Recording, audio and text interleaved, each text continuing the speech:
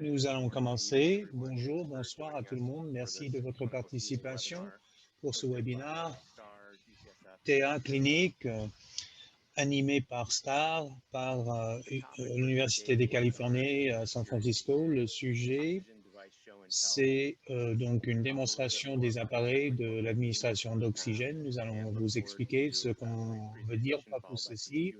Il y aura une démonstration et questions-réponses. Je voulais vous expliquer notre format. L'enregistrement sera fait, donc on le fait pour partager ces informations avec les cliniques, pour l'afficher sur le forum sur les soins cliniques. Un rappel, c'est à but éducatif que nous faisons cet atelier. Lisez s'il vous plaît l'avertissement et nous allons donc montrer de l'équipement de différents producteurs. Ceci ne représente pas une recommandation. On vous rappelle aussi que les spécifications et les manuels, guides d'utilisateurs doivent être utilisés en opérant ces équipements. Ces webinaires sont traduits en temps réel en espagnol et en français. Vous pouvez choisir votre langue préférée en utilisant la fonctionnalité démontrée. Si vous avez des problèmes, envoyez un chat à Laurent Wall qui est avec nous et qui peut vous guider. En plus, si vous avez des questions pendant l'exposition ou bien pendant la session questions-réponses, utilisez la fonctionnalité questions-réponses en bas de votre écran. Soumettez vos questions. Nous allons essayer de répondre à toutes vos questions pendant la session. Et si on n'arrive pas à adresser toutes les questions, nous allons vous contacter pour suivre donc vos questions. Alors, un rappel, ces informations sont disponibles dans les portails créés dans le site opencriticalcare.org et les lignes directrices et les protocoles.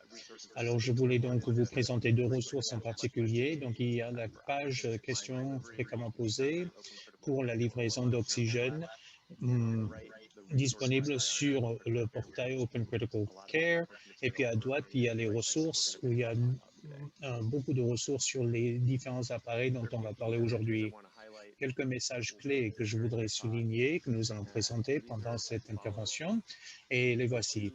Les sources d'oxygène ne sont pas toujours interchangeables et les durables et les consommables non plus. Souvent, donc, ils ne sont pas standardisés. Nous allons présenter quelques exemples.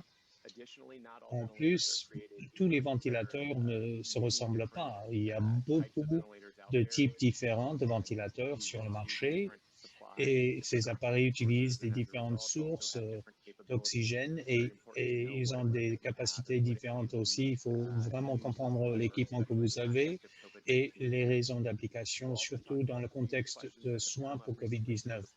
Nous allons aussi adresser quelques questions posées dans les portails, dont l'utilisation de concentrateurs d'oxygène et la possibilité de les diviser ou combiner. Ceci peut être fait, mais il y a beaucoup de considérations que nous allons réviser.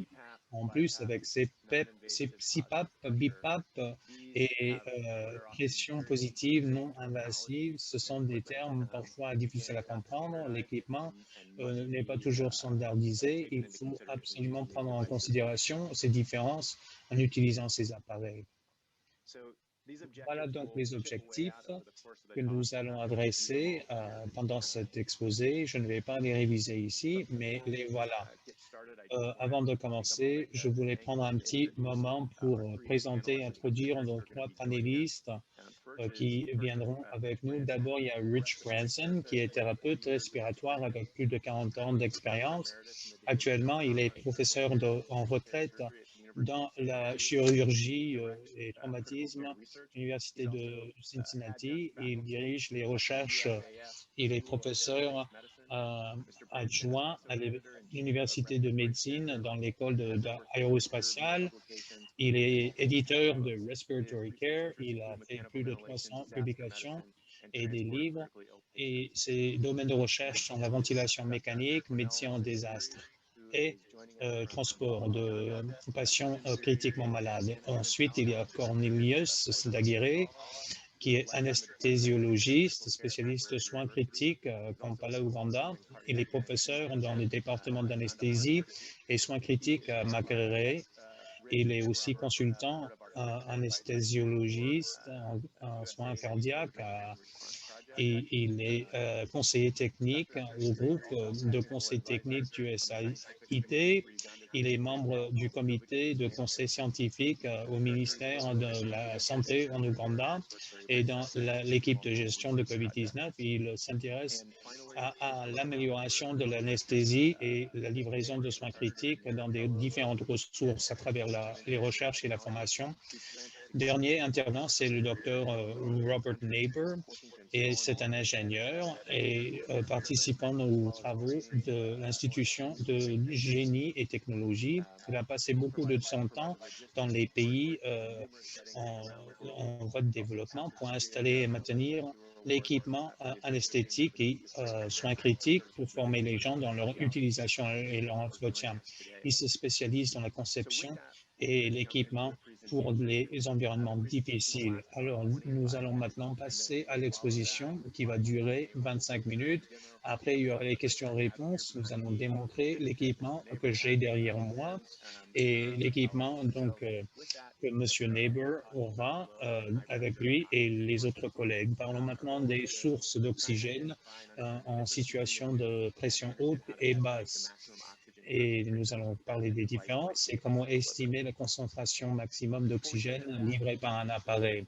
Avant de passer à ceci, quelques termes à expliquer. Donc, tout le flux, alors donc FiO2 et ventilation minute. Alors, quand on parle de flux, on parle de litres par minute, de flux de gaz de la source au patient. FiO2, fraction de l'oxygène inspiré, c'est la fraction du gaz inhalé qui est oxygène. Donc, si c'est 1,0, c'est 100% oxygène. 0,5, c'est 50% d'oxygène. Dernière chose, ventilation par minute. C'est le taux de respiration du patient, la rapidité de la respiration, multiplié par le volume, le flux. Alors, c'est-à-dire donc la taille de la respiration. Alors, le volume courant.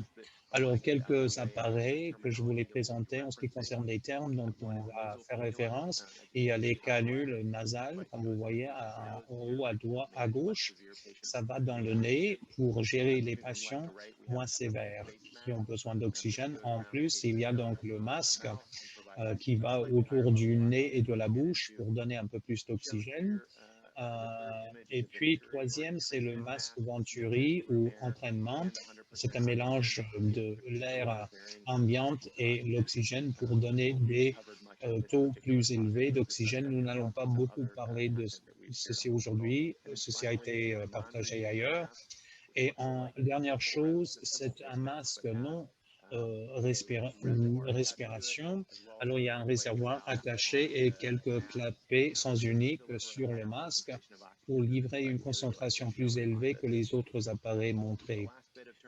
Dernier terme, et il y a donc les distinctions à comprendre entre les canules nasales et donc le flux haut. Alors, donc, ils ont beaucoup d'apparence, mais donc il y a un système d'humidification avec l'élément de chauffage, mélangeur, et puis le au débit. Voilà, donc il faut l'équipement spécial pour ce genre de système. Au milieu, il y a CPAP, donc pression positive continue, et BiPAP, masque BiPAP, lié à de différents appareils. C'est le sujet de quelques diapositives plus tard. Et puis, il y a les ventilateurs mécaniques. Il y a beaucoup de formes différentes dont nous allons parler plus tard. Ceci dit, parlons des pressions hautes de sources d'oxygène. Quand on en parle, généralement, on parle d'oxygène qui provient de cylindres ou du mur. Alors, ils ne sont pas équivalents et nous allons expliquer ceci dans la session de démonstration. Quand on parle de cylindre, nous parlons de PSI de 200. Et c'est trop haut pour aller dans un appareil de livraison, c'est trop haut pour aller directement dans le patient. Donc, il faudrait réduire en utilisant un régulateur de pression d'oxygène. Vous voyez ceci en haut à droite. Comme ça, donc, on aura une pression de 50 PSI pour être réglé par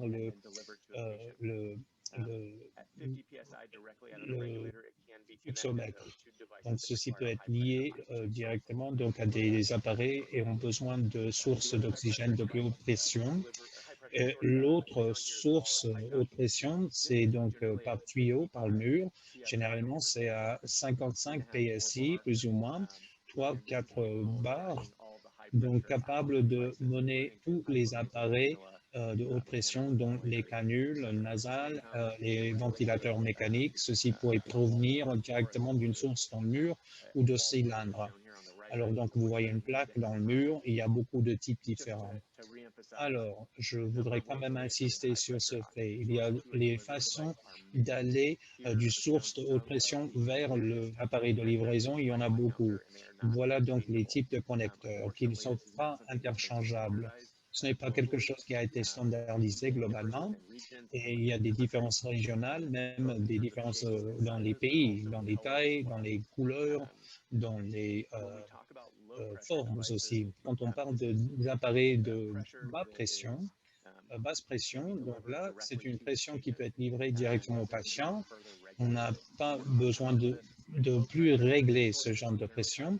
Quand on parle de ce genre de source, on parle de quelque chose qui vient d'un flow meter, un fluxomètre, n'est-ce pas? On parle de litres par minute ou bien d'un concentrateur d'oxygène. La plupart des concentrateurs d'oxygène livrent 5 à 10 litres par minute d'oxygène. Ça va varier selon l'appareil. Il faudrait vérifier le type particulier à votre disposition et leurs spécifications. Il y a des concentrateurs portables capables de livrer des flux plus élevés, mais ces appareils sont bien plus grands, plus bruyants, avec des obligations d'électricité différentes. Mais alors, la plupart des concentrateurs que vous allez voir vont avoir un flux de 5 à 10 litres par minute à basse pression. Quand on parle d'un appareil de pression basse à l'appareil de livraison, on parle de tubes d'oxygène. Comme vous voyez donc à gauche, il y a de différentes couleurs, différentes longueurs, mais beaucoup d'appareils comme des canules à droite ont cette forme intégrée pour la livraison directe. Je vais parler brièvement sur les différentes sources d'oxygène. Nous n'allons pas parler beaucoup en détail d'oxygène en liquide, mais c'est pour vous dire que l'oxygène en liquide provenant de la source est envoyé sous haute pression à l'installation. Donc, c'est une source de haute pression. Alors, l'absorption ou PSA, les installations d'oxygène utilisent une technique qu'on appelle donc absorption de pression changeante pour produire une concentration de 93 à 100%. Alors, c'est un gaz produit sous pression basse, mais avec l'appareil, on peut envoyer à l'hôpital pour une source de haute pression. Alors, les concentrateurs d'oxygène portables sont donc présentés aujourd'hui. Quand on en parle, normalement, c'est une source d'oxygène de basse pression. Alors, les cylindres sont des sources de haute pression d'oxygène et quelque chose que je voulais vous dire, c'est que malheureusement, la standardisation des cuves n'est pas donc globale, même s'il y a des normes suivies, il n'est pas rare qu'on repeint ou qu'on réutilise ces cylindres, donc il faudrait être sûr que votre fourniture n'est-ce pas, est réglé puisqu'il y a une variabilité. Si vous avez le cylindre plein d'oxygène, ça ne veut pas dire que ce sera 100% oxygène. Donc, il faudrait tester le contenu de votre cylindre. Donc, nous allons présenter ceci dans quelques moments. Alors, voilà un tableau qui vous démontre comment aller de la source d'oxygène vers votre patient. En haut, nous voyons le cylindre pour aller au patient. Les cylindres sont parfois à côté ou bien à côté. Il faudrait donc un appareil de règlement pour utiliser le contenu dans des appareils différents. Donc, normalement, une installation est basse pression. Il faudrait un compresseur pour augmenter la pression et c'est par les tubes qu'on l'envoie. Et puis, l'oxygène liquide, c'est une source de haute pression. Comme vous voyez, dans la colonne droite, il y a les canules nasales, les masques, voilà, donc ce sont les sources de moindre pression. Et puis, donc, vers le bas, les sources sont de plus en plus haute pression. Et il y a quelques exceptions que nous allons présenter dans la démonstration. Ce qui se passe en pratique ne correspond pas toujours à ce qui se passe dans les références. Donc, l'improvisation dans la livraison d'oxygène est très commune. Et nous vous montrons quelques exemples de ce qui se passe. Beaucoup de gens vont faire face à ces situations. Il faut faire avec, n'est-ce pas, pour sauver les vies des patients. Et nous allons vous donner quelques astuces pour que cette administration soit plus sûre. Mais il y a beaucoup de variations que nous présentons aujourd'hui. Voilà donc la diapositive de sommaire, les appareils de livraison. Alors donc, haute pression à gauche, donc canule nasale, CPAP, BiPAP, et puis les ventilateurs mécaniques traditionnels, haute pression, et puis il y a des appareils de basse pression à droite. Ce que nous allons dire plus tard, c'est quelques ventilateurs mécaniques de transport, quelques appareils CPAP peuvent utiliser des sources de basse pression, peuvent utiliser donc cette concentration d'oxygène aux patients sans avoir besoin d'appareils haute pression. Alors, même si un appareil utilise une source de basse pression, ça ne veut pas dire que les quantités d'oxygène sont très limitées. Voilà un exemple. Une chose qu'on voit pendant cette pandémie de COVID-19, ce n'est pas nouveau, c'est une pratique qui date depuis longtemps, c'est le mélange de systèmes de livraison de différentes pressions. Alors donc, on utilise une canule et puis un non respiratoire. Donc, on a donc 5. Donc, on livre 20 par minute. C'est beaucoup d'oxygène pour les sources de basse pression. Voilà une diapositive FeO2, concentration d'oxygène livrée avec flux ou débit bas, donc avec de différents appareils. Si on vous demandez aux gens de nommer les types, ils vont vous donner beaucoup de réponses, il y a beaucoup de variabilité, mais il y a des études physiologiques qui essaient d'identifier le FiO2 livré. Une chose que je voulais donc vous rappeler, c'est qu'avec les face masks non respiration, il y a beaucoup de rapports là-dessus. Ces appareils sont conçus pour marcher avec 10 à 20, c'est pas pour remplir le réservoir. Et avec ceci, dans un patient en bonne santé qui ne respire pas trop vite, on pourrait livrer jusqu'à la concentration de 100% d'oxygène. Mais pour les patients qui sont malades, qui respirent très très vite, avec grande haleine, ce n'est pas suffisamment d'oxygène, ça ne va pas livrer 100%, ce sera donc de 50 à 8%. Donc, en continuant sur la liste, avec CPAP, BiPAP, ou la ventilation, euh, alors vous voyez les taux de flux, alors CPAP, BiPAP consomment plus d'oxygène euh, à cause des fuites.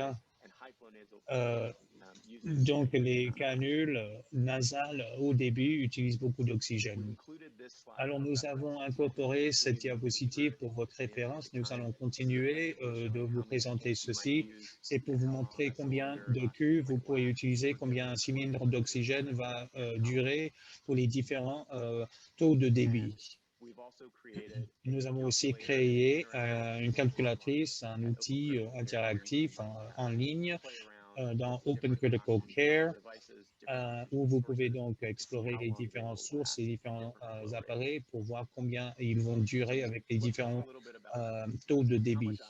Parlons de combien d'oxygène est livré, combien d'oxygène est livré donc pour les ventilateurs de transport. C'est une question qu'on reçoit toujours. Alors, quelques ventilateurs comme LTB 1200 derrière moi, et nous allons présenter ceci dans quelques moments, et le Zoll 731 que vous voyez donc derrière mon épaule, on peut les utiliser avec une fourniture d'oxygène de basse pression ou haute pression. Alors, comment est-ce qu'ils peuvent le faire? Ils utilisent un souffleur, donc un compresseur, un moteur qui va donc entraîner l'air ambiant. Et voilà, donc ça fait partie de la fourniture de gaz. En utilisant cet appareil sur une source d'oxygène bas débit, vous pouvez enrichir la concentration de l'air ambiant. Vous pouvez aller de 21% à un niveau plus élevé. Ce n'est pas universel selon les ventilateurs. Ça va varier selon le producteur. Nous allons parler dans la diapositive suivante, mais la concentration d'oxygène livrée aux patients est déterminée par de multiples facteurs, dont la spécification du ventilateur, réglée peut-être, mais il y a aussi la rapidité du besoin de ventilation, les respirations et la qualité de la fourniture de l'oxygène et combien vous pouvez donc l'introduire dans l'appareil. Donc pour Zol 731, si le flux d'air est fixé pour correspondre à la ventilation par minute et il y a l'utilisation d'un réservoir externe, l'appareil peut donner jusqu'à une concentration de 100% d'oxygène, FiO2 1,0. Donc, ceci peut livrer donc 100% oxygène. Pour un autre ouverture dont on parle souvent, c'est donc le produit de Medtronic. Là, on accepte l'oxygène de basse pression seulement. Et puis, donc ceci peut aller jusqu'à 50%, mais ceci ne peut pas livrer des concentrations plus élevées que ça.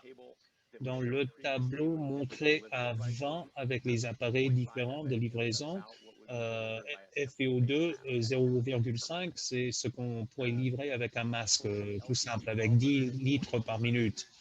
Pour les LTV 1200, 2200 de Bayer, ceci peut utiliser une source de haute pression ou basse pression. On peut livrer jusqu'à 100%, mais si la source est basse pression, si le flux d'introduction d'oxygène peut livrer jusqu'à 100% à FiO2 s'il y a donc moins ou égal à 20 litres par minute. Voilà donc la traduction. Et un exemple, imaginez un patient qui a besoin de concentrateurs de 5 à 10 litres par minute.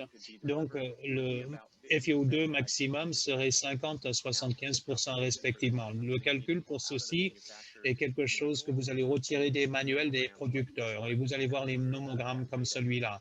Et c'est donc la source de ces données. Donc, à gauche, vous voyez donc l'introduction d'oxygène ou le flux d'introduction de sources de basse pression. Si on choisit 10 litres par minute, côté gauche, on suit la ligne, donc une introduction de 10, donc axe Y, vous aurez jusqu'à 70% de FiO2 livrés.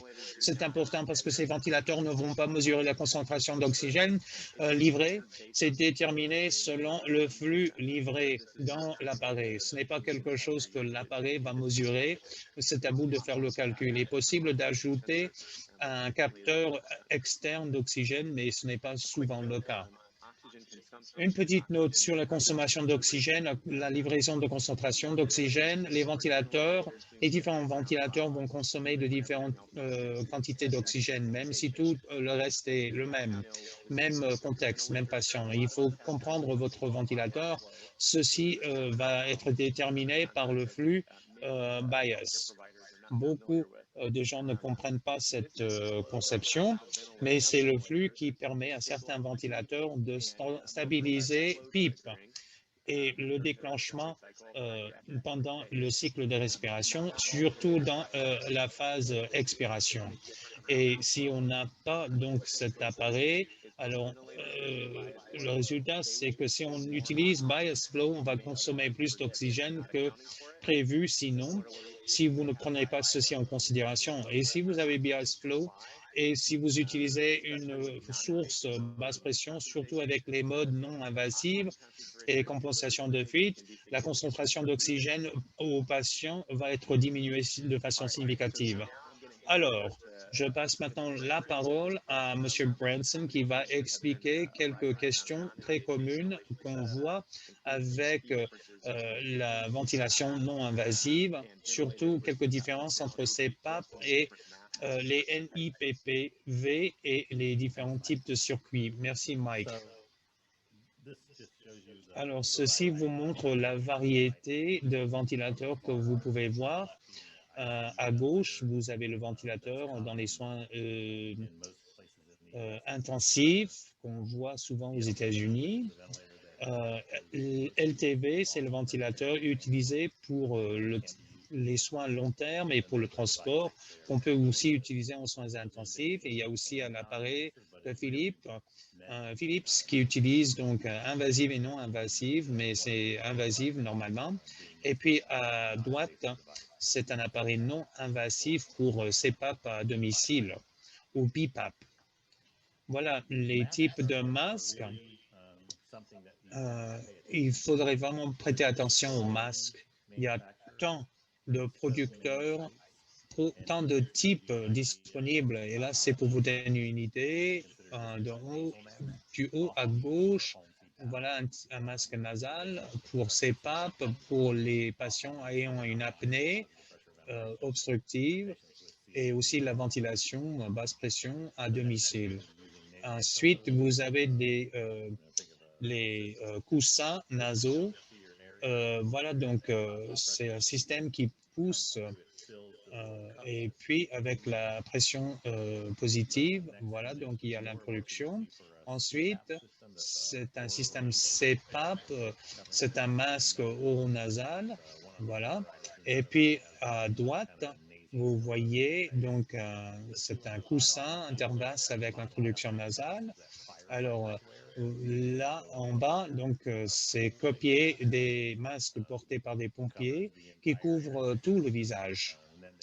Et puis, vous avez aussi le casque à droite. Alors, je l'ai porté. Ce n'est pas disponible aux États-Unis, mais c'est très populaire en Europe.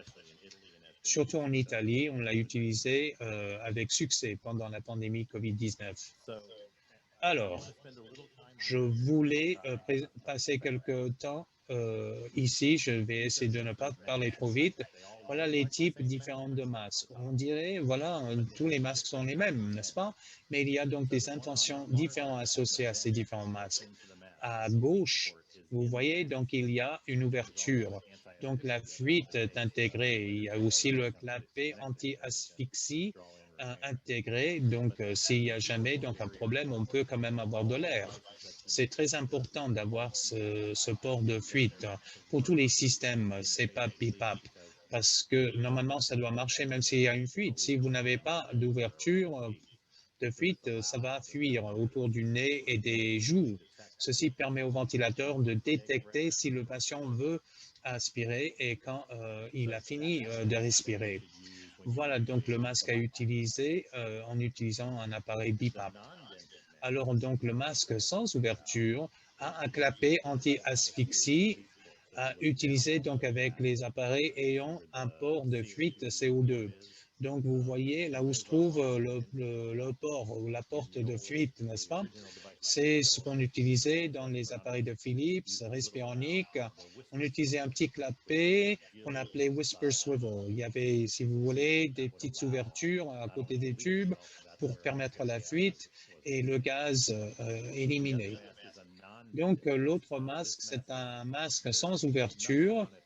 Il n'y a rien sur le masque qui va changer la porte de fuite. C'est utilisé avec un ventilateur en soins intensifs, un ventilateur qui n'est pas prévu quand il s'agit de fuite. Donc, si vous prenez LTV 731 et vous l'utilisez avec un masque avec ouverture, jamais il ne va donc rattraper la fuite. Vous n'allez jamais établir la pression positive que vous avez demandé et le patient donc va souffrir. Donc, il est très important de prêter attention à ceci. Malheureusement, les les producteurs sont tous différents, mais on a fait ces masques. Je sais qu'on regarde le masque à droite. Voilà, donc il y a un goût transparent qui le relie. Donc, c'est un masque avec le clapet asphyxie. Et puis, je vois l'autre, n'est-ce pas, qui est différent. Et puis, celui qui est tout bleu n'a pas d'ouverture et n'a pas de clapet anti-asphyxie. Donc, il y a des moyens où les producteurs essaient de nous aider à les distinguer les uns des autres. Voilà un autre problème par rapport à l'utilisation des MISC et des circuits, c'est la question d'humidification. En haut, vous voyez donc un circuit à double branche, donc lié au masque. Donc le patient respire et donc pousse l'air par rapport à la branche d'expiration. Donc il marche, n'est-ce pas, parce qu'on respire à travers ces circuits. Donc, on échange le gaz chaud et le gaz froid. Ainsi, ça permet donc la vaporisation dans le patient.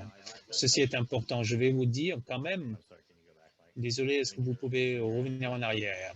Alors, à ce point-là, le masque et le HME vont ajouter de l'espace vide où il y aura donc une respiration de cet air, n'est-ce pas? Donc, il faudrait prendre ceci en considération aussi. Donc, il y a la branche simple, n'est-ce pas, avec le masque sans ouverture. Vous allez voir, donc, ceci ressemble beaucoup. Continuons. Alors, si vous utilisez un masque avec ouverture, c'est-à-dire une fuite dans le masque, là, je montre donc un filtre de bactéries.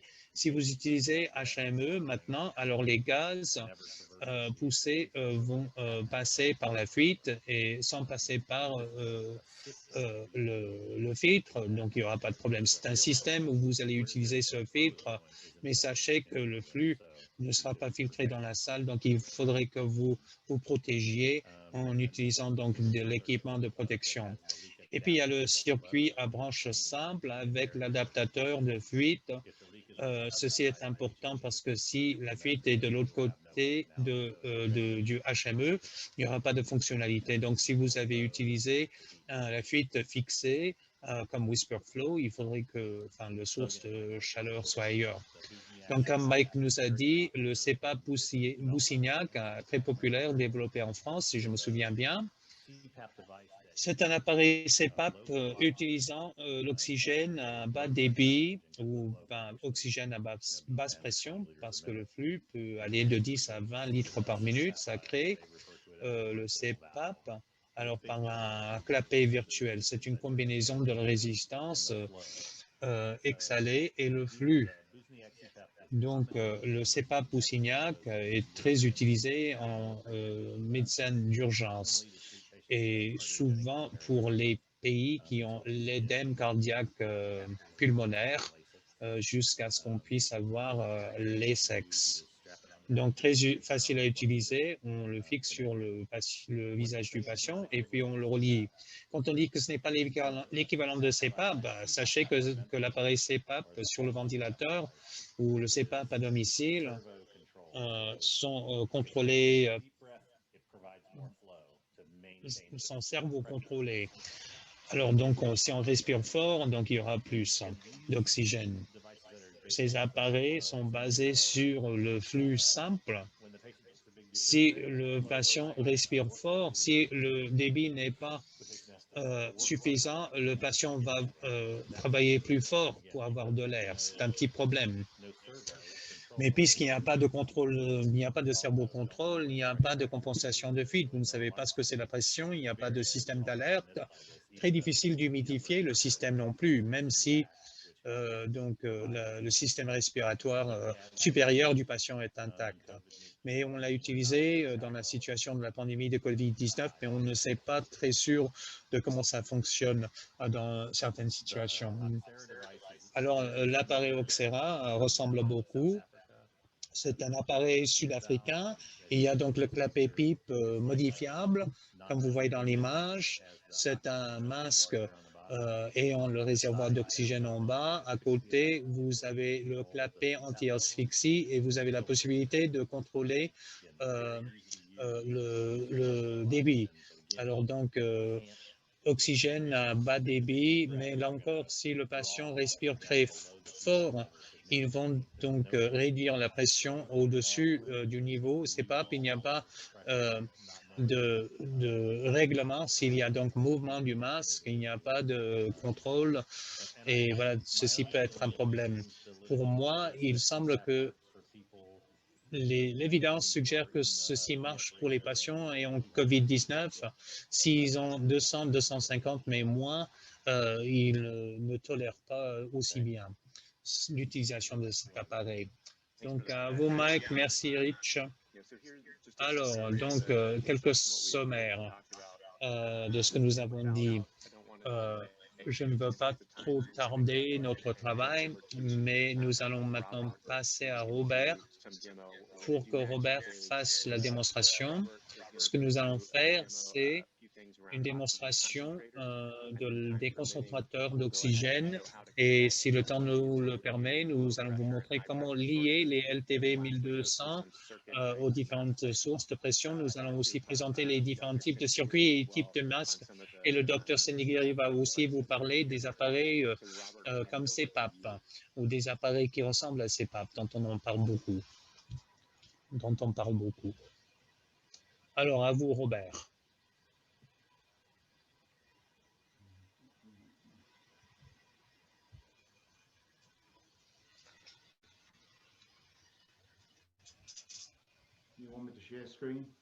Yeah. Vous voulez que je partage mon écran? Oui.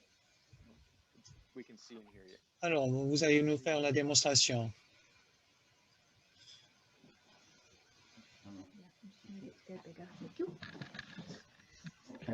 Voilà, donc on va donc afficher mon écran. Voilà, ma caméra. Là, nous avons deux concentrateurs d'oxygène très communs. Il y a de différents modèles, mais 10 litres par minute, les deux. Et les concentrateurs d'oxygène sont très utiles s'il y a donc de pauvres ressources. Mais il y a certaines choses. Donc, il y a l'électricité. Peut-être qu'il faudrait faire quelques conditionnements des systèmes d'électricité ou de puissance. Vous pouvez faire la multistabilisation dans ces contextes. L'autre problème des concentrateurs, c'est que les filtres doivent absolument être propres. Il faudrait les nettoyer constamment. Troisième chose, si vous positionnez un concentrateur sur le mur ou sur un rideau, vous allez réduire le flux d'air et ceci va créer des problèmes.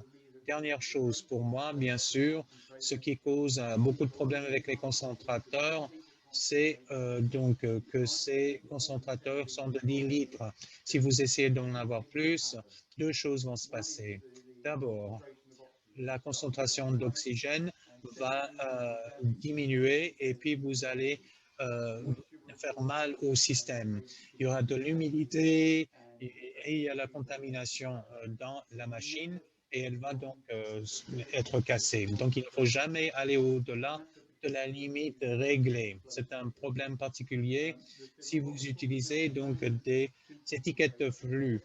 Donc, parfois, on veut utiliser deux concentrateurs pour avoir un débit supérieur, tout à fait acceptable. Il vaut mieux utiliser deux concentrateurs qui sont du même type pour trouver l'équilibre, n'est-ce pas? Parfois, il y a des appareils qui ont des pressions bien plus élevées. Voilà, ces deux-là sont 20 PSI, mais il y en a d'autres qui peuvent descendre jusqu'à 7 PSI. Donc, si vous mélangez les différents concentrateurs, vous allez avoir des problèmes. Alors, on les active.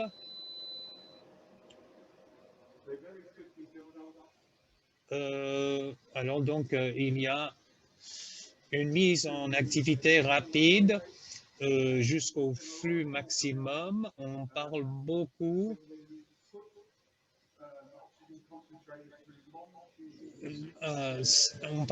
du problème de grands tubes et réduction dans le taux. Alors là, ce n'est pas souvent le cas parce que j'ai mis les deux concentrateurs sur des tubes de 50 mètres et puis je les ai joints avec un petit appareil triangulaire pour les diviser et puis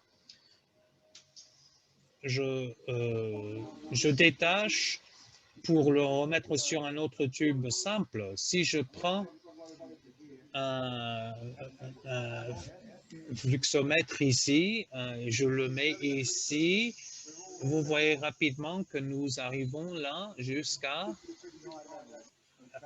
un niveau très élevé. Alors, on arrive à 18, 19 litres par minute. Voilà, des deux concentrateurs d'oxygène de 10 litres. Donc, on prend ce flux simple et puis on peut l'introduire dans un autre appareil, enfin un autre séparateur, et puis on peut le fixer sur deux divisions de flux. On peut les régler séparément, donc 5 litres ici, 5 litres. Donc, nous avons toujours les 20 litres des deux machines et puis on peut les diviser. Voilà, là c'est une bonne nouvelle. Et on peut aussi vérifier ce qui se passe dans la concentration. Alors, j'ai quelques appareils manuels. Alors, bon marché et on doit absolument essayer de fournir ces concentrateurs. Donc, on produit 81% d'oxygène, vous voyez. Alors, c'est pour vous prouver les pressions qu'on obtient. Voilà, donc il y a le capteur et nous voyons donc les PSI. Alors, donc on a 50, 75 mètres de tube et on arrive toujours à voir ces résultats. Donc, si on regarde quelques régulateurs des cylindres, le problème, c'est qu'il y en a tant sur le marché.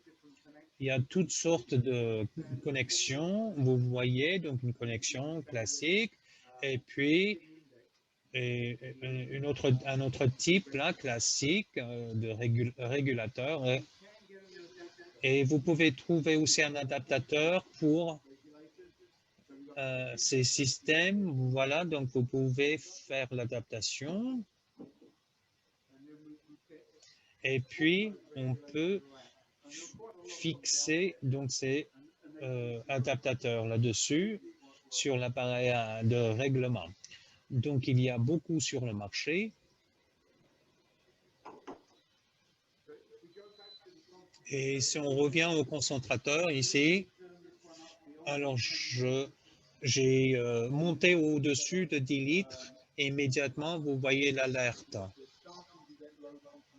On commence à avoir des concentrations basses d'oxygène.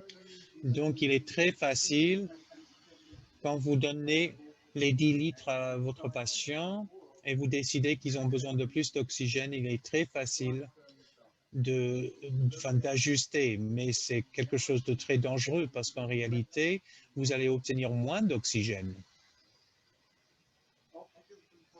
Alors, donc, la plupart de ces concentrateurs viennent avec l'intubation. Alors, donc, il y a un petit conteneur où on introduit de l'eau. Alors, souvent, les concentrateurs ne livrent pas le montant total, c'est à cause du diffuseur qui est en bas du tube, bloqué, et puis ça ralentit le flux.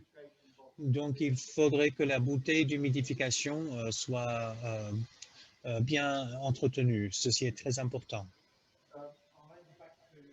Alors, je passe maintenant la parole. Je repasse la parole à Michael. Une petite question, Michael, que vous pourriez peut-être adresser puisque vous êtes là. Alors, avec quelle fréquence est-ce que les filtres de concentrateurs doivent être nettoyés et changés? Alors, ça va dépendre de votre environnement. S'il est bien sale, ça peut être tous les jours, mais la plupart des filtres doivent être lavés tout simplement. Donc, éliminer autant d'eau que possible pour réintroduire, parce que si vous le mettez dans l'air, voilà, donc ils vont être usés très rapidement. Je pense qu'il y aura plus de questions. Alors maintenant, il y aura des démonstrations LTV et 731. Alors, est-ce qu'on peut vous passer la parole maintenant, le docteur Sendaguerre, pour démontrer les appareils CPAP que vous voyez? Parlez-nous de votre expérience avec ce genre d'appareil. Merci, Mike. Un plaisir d'être avec vous. Je vais vous expliquer CPAP, cet appareil. Voilà le clapet. Et vous voyez qu'il est tout à fait ouvert. Et vous voyez le lien avec les tubes verts. C'est un tube très long que vous liez à l'oxygène et puis vous montez les flux. Et puis il y a un tube transparent tout petit ici lié au manomètre pour vous permettre de savoir combien de pression, combien de CPAP vous administrez au patient. Alors, ceci, c'est ce dont M. Branson parlait, n'est-ce pas? Alors, vous ne voyez aucune obstruction à travers ceci, mais il y a donc le flux de l'oxygène qui crée un peu de pression lorsque le patient respire. Donc, ceci peut être lié à un masque CPAP normal, comme vous voyez. Vous mettez le filtre devant le clapet et puis vous liez et puis vous montez les flux et vous contrôlez la quantité de pression que vous livrez. En Ouganda, nous essayons de faire un essai clinique avec ceci en le comparant aux canules nasales au débit et puis thérapie oxygène. C'est pour les patients ayant donc les insuffisances cardiaques critiques dans des différents contextes. Normalement, en soins intensifs, c'est facile à utiliser. Nous voulons voir s'il y aura de meilleurs résultats, moins de mortalité. Nous ne savons pas encore. Nous espérons que cet essai va commencer ce mois-ci et nous aurons les données au mois d'octobre à peu près. Donc, je vous repasse la parole, Mike. Merci beaucoup, Cornel. Un petit rappel, s'il vous plaît, saisissez vos questions dans le chat. Et nous allons passer maintenant à la démonstration. Continuer avec la démonstration. Pardonnez, s'il vous plaît, l'angle de ma caméra, mais je voulais vous rappeler un appareil. Alors, sur l'appareil XRA, vous avez peut-être remarqué la forme très distincte au bout de l'entrée. Vous allez peut-être voir ceci dans beaucoup d'appareils, dont CPAP et BiPAP. C'est une forme très délibérée parce que si on a contact avec une surface plate, ça ne va pas complètement bloquer l'introduction. C'est très important pour quelques appareils. On voit beaucoup d'improvisation. Toutes les parties ne peuvent pas être interchangées. Alors même si ce n'est pas tout à fait évident. Maintenant, donc au 731, c'est le ventilateur ZOL 731 transportable pour les patients critiques. Cet appareil peut fonctionner en oxygène haute pression, basse pression. Donc pour la source d'oxygène haute pression, vous aurez besoin d'un tube renforcé haute pression comme celui-là, mais il faudrait savoir les limites de la source de votre oxygène par rapport donc à la compatibilité. Alors pour le ventilateur ZOL, alors donc l'entrée se trouve ici. Voilà, donc vous avez l'indice diamétrique de sécurité. Alors donc vous le fixez là-dessus et là on a une source d'oxygène haute pression. Une fois lié, on peut avoir jusqu'à 100% de concentration d'oxygène. Mais imaginez que vous n'avez pas une telle source, vous n'avez pas de tel tube. Que faire? Alors ZOL est conçu aussi pour fonctionner aussi avec une source d'oxygène de basse pression. Peut-être le concentrateur d'oxygène que nous avons ici, ou peut-être que l'oxygène provient d'un cylindre qui a été donc réduit, ou bien d'un fluxomètre comme j'ai ici. Donc pour livrer oxygène basse pression dans le ZOL, nous allons donc regarder le côté pour regarder donc ce portail d'entrée. Alors, donc, il va accepter l'oxygène de basse pression, normalement. Donc, c'est l'air ambiant qui est introduit, ce n'est pas un concentrateur. Si c'est la seule source, alors une administration seulement de l'air ambiant avec 21% d'oxygène, ce n'est pas donc suffisant pour les patients avec COVID, d'autres maladies. Donc, si je n'ai pas d'oxygène de haute pression, j'aurais besoin d'un tube qui pourrait donc relier le ventilateur à un réservoir. Par exemple, ce sachet vert, alors avec une entrée conçue spécialement, donc avec un clapet de sécurité, le producteur recommande que c'est le seul appareil utilisé si vous voulez donc l'oxygène à basse pression. Mais ce que je vais vous montrer, c'est quelque chose qui n'est pas recommandé par le producteur ni par nous, mais c'est quelque chose que nous avons vu dans la pratique. Par exemple, vous pouvez introduire le filtre bactérien viral dans cette entrée. Vous pouvez employer des adaptateurs 10, 15, 22 mm selon votre disponibilité. Vous allez donc relier l'oxygène, cet adaptateur, et puis quelques tubes euh, comme celui-là. Et je vais approcher ceci à la caméra. À l'intérieur, donc, il y a le système de création d'espace titré. Alors, c'est pour introduire l'oxygène dans le circuit qui va donc remplir le tube et ceci va donc agir comme un réservoir. Le ventilateur va utiliser l'oxygène dans ce tube pour l'enrichir. Alors, une fois que c'est introduit, il faut changer sur le ventilateur pour le mettre dans mode réservoir pour ne pas avoir les alertes constantes, puisqu'il y a donc résistance à cette pression derrière. Si vous avez ceci, il y a peut-être trop de résistance dans les tubes que vous avez introduits. Alors, si ces parties ne sont pas souvent disponibles dans votre installation, dans votre établissement, une autre chose qu'on voit souvent, mais ce n'est pas recommandé, mais c'est ce qu'on voit, c'est de prendre un circuit. Alors donc un circuit double pour l'utilisation avec le ZOL 731. Ce circuit, de la même manière qu'on a joint l'autre installation, donc il y a le filtre bactérien viral, j'introduis le circuit, et puis ce tube vert, c'est pour capter la pression.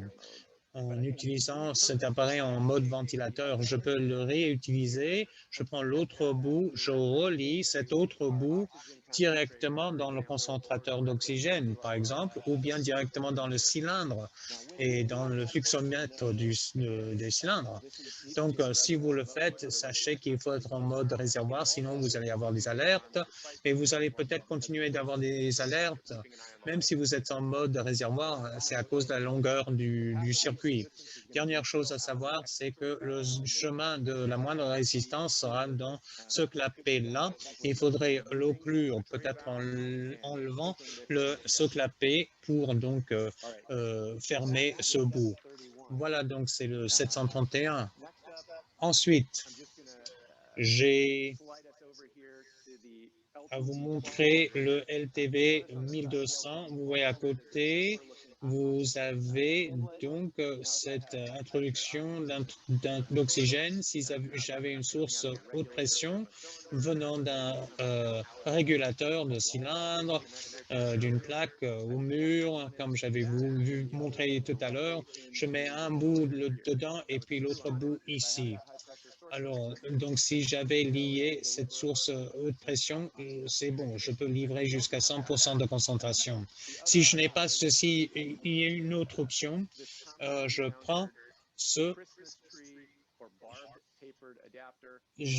cet adaptateur sous cette forme-là, arbre de Noël, je mets dans la porte d'introduction, je prends les tubes lisses, je les relie et puis je rejoins l'autre bout dans le cylindre ou bien dans le concentrateur d'oxygène. Alors, la concentration d'oxygène livrée par ce système peut aller jusqu'à 100%, mais ça va dépendre du flux et la qualité, comme on avait discuté tout à l'heure. Une autre chose, alors cet adaptateur ne peut pas être fixé à la porte d'introduction haute pression de 731. Ceci ne va pas fonctionner. Alors, je prends une petite pause pour demander si vous avez d'autres questions. Et dans les minutes à venir, je vais vous montrer quelques types de circuits et des masques utilisés pour CPAP et BiPAP. Alors, ce que j'ai dans la main maintenant, c'est le masque de Philips Respironics et c'est pour CPAP. Voilà, donc il y a une porte ici et là-dedans, je dois insérer le coude pour que je l'attache à l'appareil. Il n'y a pas d'ouverture dans cet appareil. Ce n'est pas peut-être, enfin c'est bleu, mais ce n'est peut-être pas une couleur universelle. Là, c'est un masque non, sans ouverture. Ce que je vous montre ici aussi, c'est un autre masque sans ouverture. Il n'y a pas d'ouverture. Si j'appuie, enfin si j'ajoute, si je mettais ceci, donc je ne pourrais le joindre que sur un appareil permettant donc un masque sans ouverture. Comme Rich avait démontré tout à l'heure, je peux enlever ce coude, je peux le remplacer par un coude avec des ouvertures. Et là, vous voyez que vous pouvez donc regarder de bout en bout. Ceci ne va pas marcher sur une machine comme LTV ou 731 utilisant un circuit à double branche.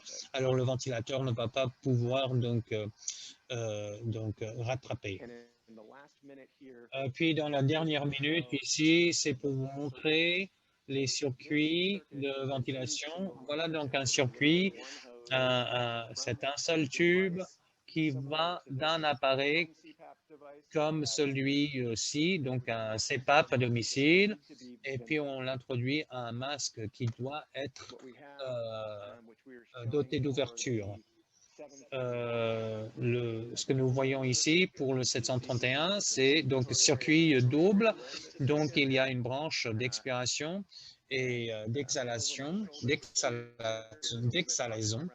Et en dehors de la caméra, vous ne voyez peut-être pas, mais là, c'est donc une branche double traditionnelle que vous voyez, donc avec expiration et inspiration. Alors, ceci dit, j'arrête la démonstration. Et notre dernière question en concluant, c'est quelles sont les options d'alimenter un ventilateur LTV d'une cuve K sans avoir les alertes déclenchées? Merci pour cette question. La plupart des ventilateurs, si vous utilisez haute pression, basse pression, vont avoir besoin d'être fixés, d'être réglés. Dans les LTV, il y a un bouton et si vous utilisez donc la fourniture d'oxygène bas débit, il faudrait donc régler sur l'appareil. Donc ce LTV 1200, voilà donc le bouton. Si j'utilise une source de basse pression, il faudrait donc indiquer, sinon vous aurez des alertes constantes. Pour LTV, si vous utilisez basse pression, il faut dire que vous êtes en mode réservoir pour ne pas avoir des alertes de résistance. Merci pour la question. Voilà, donc on arrive à la fin, mais s'il y a d'autres questions, s'il vous plaît, envoyez-nous des messages par le portail Open Critical Care. Et dernier commentaire de Rich Robert Cornell. Rich Robert Cornell, dernier commentaire là-dessus. Ben, je pense que la clé, c'est comprendre chaque ventilateur individuel. Alors, chaque ventilateur a des différentes fonctionnalités et configurations. Alors, on peut avoir des différentes configurations et des alertes, alarmes. Si vous avez un grand circuit, un long circuit, pour être l'oxygène supplémentaire, il va commencer à avoir des sonnettes disant que l'entrée de circuit est trop long. Il faudrait donc raccourcir ou réduire la longueur du tube. Il faut comprendre l'équipement que vous avez. Ceci est très important et il faut un peu de temps pour s'habituer. Alors, dans les circonstances présentes, ce n'est pas toujours le cas. On a du temps, mais essayez de prendre un peu de temps pour comprendre votre équipement avant de l'utiliser. Les concentrateurs sont un problème aux États-Unis aussi. Ce n'est pas seulement donc ailleurs dans le monde. Ce n'est pas donc un problème rare, n'est-ce pas? Les concentrateurs à domicile, dans des installations de long terme, il y a la contamination d'humidité, on les met dans l'armoire et puis 2 mois plus tard, ces machines ne fonctionnent pas très bien. Merci beaucoup pour ceci. Ceci dit, nous allons conclure. Là encore, cette vidéo sera affichée. Les diapositives seront le portail Open Critical Care, les aides visuelles, les références aussi. Si vous avez d'autres questions, s'il vous plaît, contactez-nous par le portail. Un rappel, ce vendredi, il y aura aussi une session chat en temps réel sur le portail. Le temps est affiché sur la page d'accueil. Nous allons pouvoir répondre à vos questions. Merci au Dr Sendaguerre, M. Brunson, M. Neighbor, l'équipe, à UCSF, STAR, Lauren Wall, Léa Murphy. Merci à USAID pour son soutien et STAR pour la collaboration sur ceci. À la prochaine. Merci beaucoup.